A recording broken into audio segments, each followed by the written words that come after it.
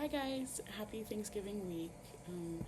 Today we are going to be talking about encopresis when treating a family with a child who is experiencing encopresis and strategies so that they don't feel like the identified patient. Um, I think like encopresis is something that is really stigmatized and misunderstood, so I totally get why this is something we need to pay special attention to. But before we get to those strategies, I want to kind of just go over what encopresis is.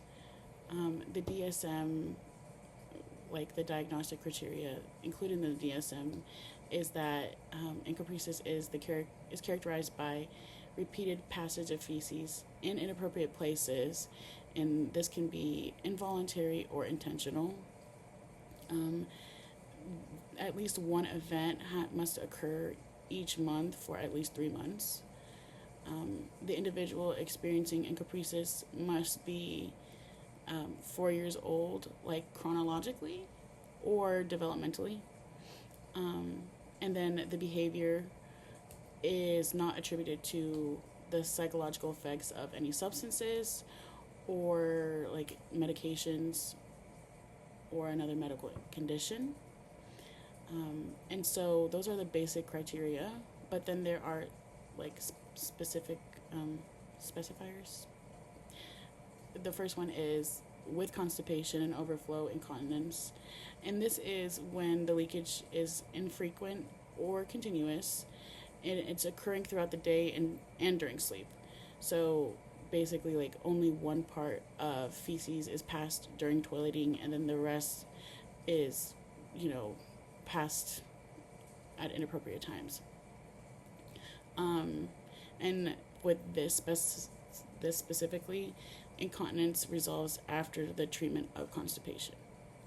And then there is also encopresis, sorry, without constipation and overflow incontinence, and this is characterized by like feces being more normally consistent and like normally formed.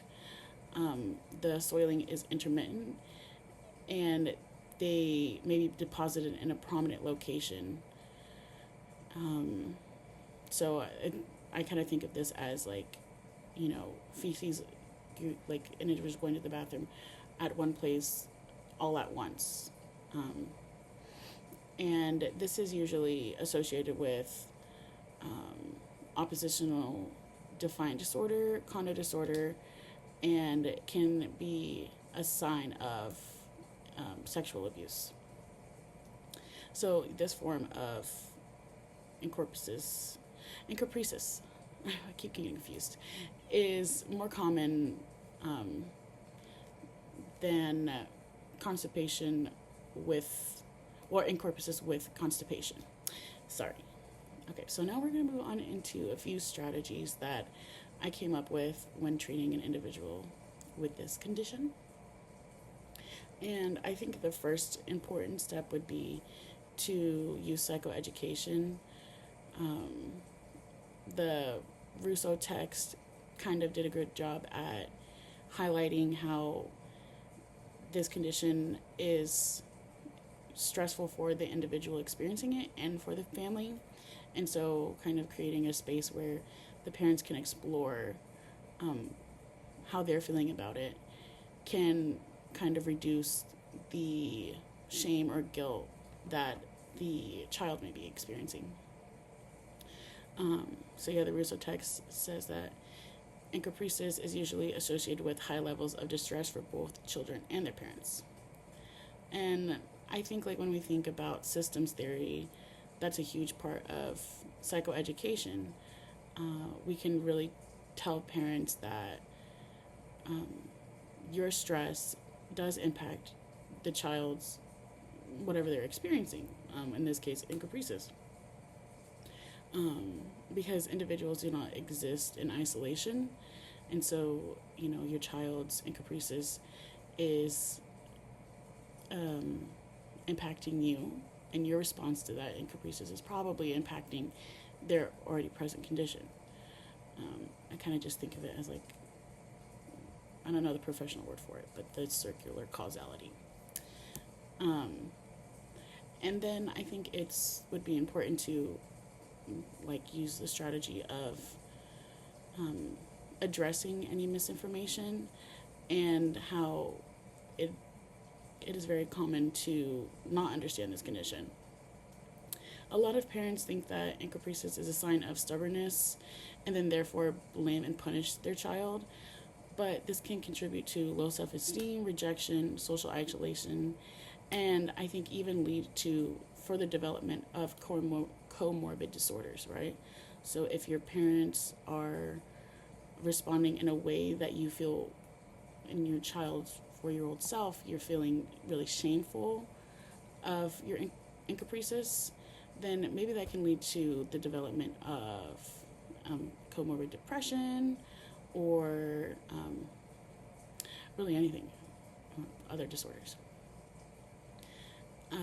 So I also was thinking, like, if I'm going to be using SFBT for this family, I would want to spend some time highlighting familial strengths and their ability to find a solution to this family problem. I think that using a strength-based model would do a really good job at not letting the child feel like the identified patient. So I guess a strategy would be pick a good model. Like, I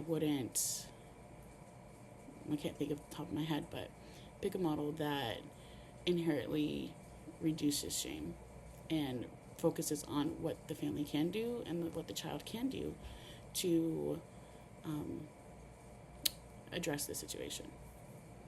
And then lastly, I think it would be important to explore possible causes of the encopresis. And this means maybe getting more evaluations, explore possible trauma, and address relevant emotional needs. This is kind of like reiterating the fact that this condition doesn't typically happen in isolation, and there are more reasons, and it's not just a default or a defect in the child, and that there are a lot of environmental or social and relational factors that are leading the family to a place where they are in therapy for it. So yeah, those are my thoughts.